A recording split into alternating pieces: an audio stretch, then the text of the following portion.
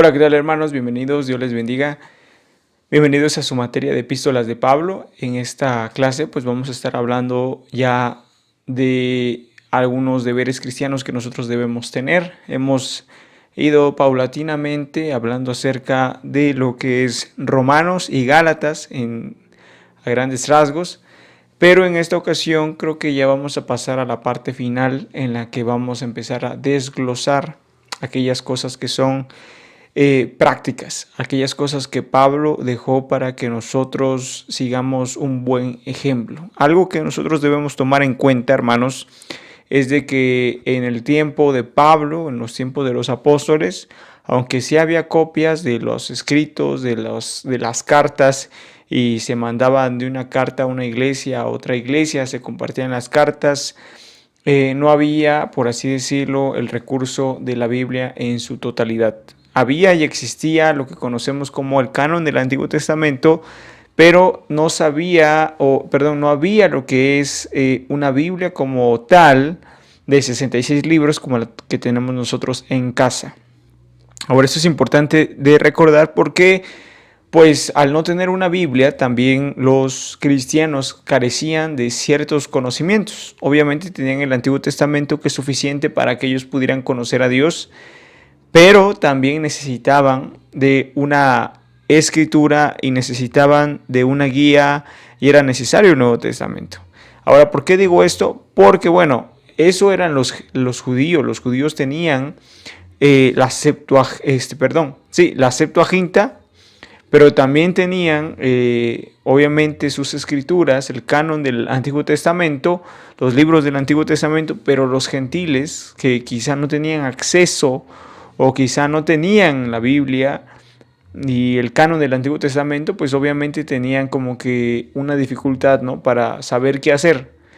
El Espíritu Santo seguramente les ayudó a los pastores y predicadores para que supieran qué hacer. Y Pablo también habla acerca de algunos deberes que como cristianos debemos seguir, cosas prácticas, cosas que, se escribieron para que nosotros podamos vivir una vida correcta, ¿sí? Se nos toma muy en cuenta y a los gentiles que no tuvimos, por así decirlo, la dicha de tener, por así decirlo, ¿no? Bueno, los cristianos en el primer siglo, los gentiles en ese tiempo pues no tenían las escrituras, ¿no?, de los judíos, pero Pablo lo que hizo fue dar algunas instrucciones de cómo debería un cristiano vivir. Incluso las escrituras del Antiguo Testamento son muy importantes para que nosotros sigamos el ejemplo. Pero también el Antiguo Testamento está lleno de simbolismos y también debe ser interpretado de la forma correcta. Por eso es que se escribió el libro de Hebreos. Ahora, estos deberes cristianos que vemos en el libro de Romanos nos deben llamar la atención porque son cosas prácticas que los cristianos debemos hacer. Y una de las cosas primeras que Pablo nos manda hacer es presentar nuestro cuerpo en sacrificio vivo. Romanos capítulo 12 dice: así que, hermanos, os ruego por las misericordias de Dios que presentéis vuestros cuerpos en sacrificio vivo, santo, agradable a Dios, que es vuestro culto racional. No os conforméis a este siglo, sino transformaos por medio de la renovación de vuestro entendimiento, para que comprobéis cuál sea la buena voluntad de Dios, agradable y perfecta. Pablo está diciendo que una de las primeras cosas que nosotros debemos hacer, ya que hemos conocido el Evangelio, es presentar nuestros cuerpos en sacrificio vivo. ¿Qué es un sacrificio vivo? Bueno, un sacrificio vivo es nuestra vida.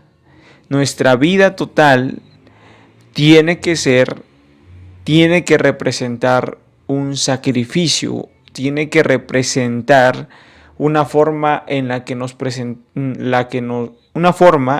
que estamos delante de Dios y nos ofrecemos voluntariamente a Dios, estando con vida. No podemos ofrecernos a Dios estando muertos, ¿sí? Porque estamos vivos, obviamente, ¿no? Entonces, presentarnos como sacrificio vivo es, aparte de hacer buenas obras, es hacer obras que agraden a Dios. Un sacrificio era lo que en el Antiguo Testamento aceptaba a Dios era lo que agradaba a Dios, era lo que Dios pedía en ciertas circunstancias. Había sacrificios de paz, había ofrendas de paz, había sacrificios que agradaban a Dios y había sacrificios por el pecado. Ahora, no vamos a ofrecernos como sacrificios por el pecado, porque el sacrificio por el pecado fue el que hizo nuestro Señor Jesús, pero lo que sí tenemos que hacer, hermanos, es presentarnos a nosotros mismos vivos, viviendo para Dios, exaltando a Dios con nuestras vidas. Eso es presentarnos en sacrificio vivo, ¿sí? No pensar que como ya somos salvos, ya no tenemos que hacer otra cosa, sino más bien porque somos salvos debemos presentarnos a Dios siempre agradándole en todo. Por eso Pablo escribe a Timoteo que debemos presentarnos a Dios como obreros, delante de Dios como obreros que no tenemos de qué avergonzarnos. O sea, presentarnos de una forma agradable a Dios, que cada vez que vayamos a Dios sepamos que hemos hecho lo correcto y que hemos vivido una vida justa. A veces el sacrificio no va a no va a ser siempre algo para nosotros, porque es un sacrificio, no es algo precisamente que nos vaya a agradar muchas veces. Va a ser precisamente más algo que tiene que agradar a Dios, porque a esta carne hay cosas que le gustan, pero que no agradan a Dios. Y hay cosas que a Dios le agradan, que a esta carne no le gustan. Y es lo más sensato, porque las cosas del Espíritu son las cosas que la carne no quiere, y las cosas de la carne son cosas que el Espíritu no quiere. Entonces, uno de los deberes cristianos es presentarnos en sacrificio vivo. Y Pablo sigue diciendo que también, aparte de nosotros presentarnos con nuestras acciones y todo eso, está hablando también de los dones más adelante. El versículo 6 dice: de manera que teniendo diferentes dones según la gracia que os es dada, si el de profecía, úsese conforme a la medida de fe, o si de servicio, en servir, o el que enseña en la enseñanza, el que exhorta en la exhortación, y el que reparte con liberalidad, el que preside con solicitud, el que hace misericordia con alegría. Y esto nos habla acerca de que, aparte de presentarnos en sacrificio vivo, debemos presentar aquellas cosas que Dios nos ha dado para administrar, aquellas cosas que Dios nos ha dado para que nosotros las pongamos a trabajar para su obra, ¿no? Y nos está hablando acerca de talentos y de virtudes que Dios nos ha dado. ¿Sí? Hay dos tipos, ¿no?, de talentos, o mejor dicho, hay dos tipos de dones. Los dones espirituales, que son los que da el Espíritu Santo de una forma sobrenatural para la vida de las personas, pero también existen los dones naturales, que son los que nosotros vamos adquiriendo durante nuestra vida, que Dios nos presta la oportunidad para poder adquirirlos. Esos dones, como por ejemplo tocar la guitarra, dicen por ahí, no estoy seguro, que el 99% de las personas, dicen que pueden aprender a cantar. Se puede aprender a cantar, no importa, pues en su gran mayoría, ¿no? 99% de las personas puede aprender a cantar. Es un talento que se puede adquirir. Pero obviamente es un talento que requiere disciplina. ¿Sí? Entonces, esos talentos que Dios nos permite tener son talentos y dones que Dios también nos da, pero todos esos, ya sean dones espirituales o dones naturales, deben estar delante de Dios, y también debemos ofrecérselos en servicio. Eso es una cosa que agrada a Dios de una forma muy, muy hermosa. Es una forma en la que podemos agradar a Dios en cuanto a nuestra vida cristiana. ¿Sí? Es algo que debemos hacer y que debemos llevar a cabo. Nuestros dones y nuestros talentos en realidad no son nuestros, sino que Dios nos los ha permitido tener para administrar. Y si ustedes se han dado cuenta, hay personas que tienen mucho talento para algunas cosas, para cantar, por así decirlo, cantan muy bien, pero en realidad muchas veces no ofrecen ese talento a Dios, sino que se lo ofrecen a alguien más, exprimen ese talento para vender, para hacerse ricos o para lo que sea, pero no se lo dan a Dios. y obviamente es algo que a Dios no le agrada. Aquella persona que tiene, no sé, el talento de ser mecánico, el talento de ser una persona que sabe componer carros, motos o lo que sea, y eso parece ser que es un trabajo, pero en realidad es un oficio que se requiere, que conforme a la práctica uno se vuelve mejor y maestro de lo que hace, entonces Dios le está dando ese talento. Pero aquella persona que ocupa ese talento para, por así decirlo, transar o por así decirlo también estafar a las personas, obviamente pues también no le agrada a Dios. Entonces Pablo nos está diciendo que los diferentes dones debemos usarlos según la gracia que nos es dada. ¿Sí? Y algo que debemos entender aquí es de que debemos examinarnos para qué es lo que tenemos o para qué es lo que nacimos o cuáles son los dones que tenemos. Cuando nosotros observamos los dones que tenemos, pues vamos a poder ejecutarlos. Si uno no tiene el don o no tiene la habilidad todavía desarrollada de predicar o no tiene la habilidad todavía desarrollada de tocar la guitarra, obviamente no puede subirse todavía a predicar o no puede subirse todavía a tocar la guitarra, ¿no? Si uno no está en sujeción, si uno no es oveja primero, no puede llegar a ser pastor. ¿Sí? Hay un orden y también si Dios te da la habilidad, por así decirlo, de tocar algún instrumento, pues hay que ejecutarlo, ¿sí? Pero no, esto no viene mágicamente de que un día quiero agarrar la guitarra y ya me pongo a tocar, no es así, ¿sí? Es con el tiempo y esos talentos que vamos adquiriendo, Dios los puede usar para su gloria y es lo que espera de nosotros, que nosotros podamos darle todos nuestros talentos a Dios. Y por último, quiero que por favor veamos esta parte que es sumamente importante, que viene en su lección número 18, y es que el amor debe ser sin fingimiento. ¿Sí? El amor, dice aquí el versículo 9, dice aborrecer lo malo, seguir lo bueno, amaos los unos a los otros con amor fraternal, en cuanto a honra, prefiriéndoos los unos a los otros. Aquí hay algo sumamente importante y es de que como cristianos debemos amarnos, ¿sí? Sabemos que debemos amar al prójimo y que debemos amar a los de afuera, pero también esta enseñanza va precisamente para los cristianos que estamos dentro de una iglesia. Debemos amarnos sin fingimiento, debemos amarnos de una forma verdadera. Cuando hablamos acerca de fingimiento, estamos hablando de algo que es mentira. Y aquí la Biblia nos dice que no debemos amarnos con fingimiento, ¿sí? Sino que debemos amarnos sin el fingimiento, sin la mentira. No es simplemente, sí, te amo, pero en realidad atrás estoy hablando, a espaldas estoy hablando de mi hermano. El amor aquí se nos presenta de una forma que debe agradar a Dios. Debemos amar a nuestro prójimo, no de labios, no siendo, por así decirlo, hipócritas en ninguno de los sentidos, ¿no?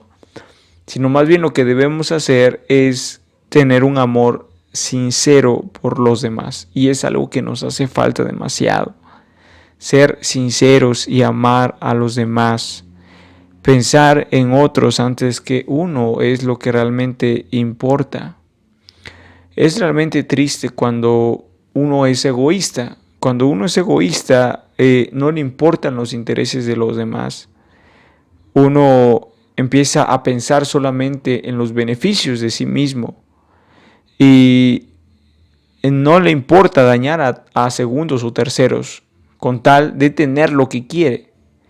Y ser egoísta no es algo que agrada a Dios, porque Dios, siendo el gran rey y siendo el todopoderoso y siendo aquel que tiene todas las cosas en su mano y que es digno de gloria y que merece gloria, Dios no fue egoísta. Dios ciertamente todo lo hace para su gloria, pero también pensó en nosotros. Si bien hay una frase que me gusta, que es que el hombre no era digno para ser salvo, pero era digno de Dios salvar al hombre. Y ciertamente el hombre es egoísta, el hombre es pecador, el hombre comete muchos errores, el hombre no tiene un interés genuino por las demás personas, el hombre no regenerado. Pero Dios no es así. Dios no es egoísta, Dios no es un ser que solamente, por así decirlo, desea solamente el bien para él, ¿sí? Aunque Él es Dios y siempre va a recibir la gloria y siempre va a exigir la gloria de sus criaturas, Él también pensó en nosotros. Él no solamente, Él no guardó su mano o no dejó de extender su mano para nosotros que éramos seres que necesitábamos ayuda. Entonces, si Dios no es egoísta, nosotros debemos empezar a amar sin fingimiento, debemos amar de forma sincera, debemos amar. Dios es amor. Y una de las cosas por las cuales yo creo que nos salvó fue precisamente por eso, porque Dios es amor. Entonces, el amor que nosotros debemos expresar a los demás tiene que ser sin fingimiento, tiene que ser de verdad y tiene que ser sincero, siempre pensando en el bien de la otra persona, siempre siendo sinceros y siempre esperando que tener una conexión con la persona con la que estoy hablando, ¿no? Con mis hermanos en Cristo. Dice el versículo 14, bendecid a los que os persiguen, bendecid y no maldigáis, gozaos con los que se gozan, llorad con los que lloran, unánimes entre vosotros, no altivos, no sino asociándonos con los humildes, no seáis sabios en vuestra propia opinión. No paguéis a nadie mal por mal, procurad lo bueno delante de todos los hombres. ¿Sí? Y por último termina con algo muy importante que es el no vengarse. Dice, no os venguéis vosotros mismos, amados míos, sino dejad lugar a la ira de Dios, porque escrito está, mía es la venganza, yo pagaré, dice el Señor. Ahora, aparte de amar a nuestro prójimo o a nuestro hermano, también está el amar a nuestros enemigos. Amar a nuestro prójimo y amar a nuestro hermano a veces nos cuesta, pero es más sencillo que amar a nuestro enemigo. Pero Dios nos está diciendo que debemos amar a nuestro enemigo y que como cristianos no debemos buscar la venganza, ¿sí? El Chavo del Ocho lo expresó muy bien, ¿no? En su serie del Chavo del Ocho, ¿no? Que decía, la venganza nunca es buena, mata el alma y la envenena. Pues esa es una frase para que las personas no busquen venganza por sí mismos, pero en realidad no nos está enseñando algo espiritual, simplemente nos está diciendo que la venganza es algo que pues te daña, no daña tu alma, ¿no? Pero aquí la palabra de Dios nos dice que no debemos vengarnos nosotros mismos. Y aquí nos está diciendo también que hay un juez justo que va a juzgar correctamente y va a salir en nuestra defensa, si es que nosotros somos los inocentes. Entonces, aquí hay muchos deberes que nosotros podemos observar en el capítulo 12 de Romanos. Espero que podamos poner en práctica todas estas cosas que hemos aprendido en este día, en este curso. Y hermanos, de verdad les amo en el Señor y espero que ustedes sean prosperados en todas las cosas que vayan, emprendan y hagan, hermanos. Pongamos en práctica lo que aprendemos de las Sagradas Escrituras. Gracias por su atención, hermanos. Nos estamos viendo la siguiente semana. Les pido que se conecten a la asesoría el martes a las 7 de la noche. Dios les bendiga. Gracias.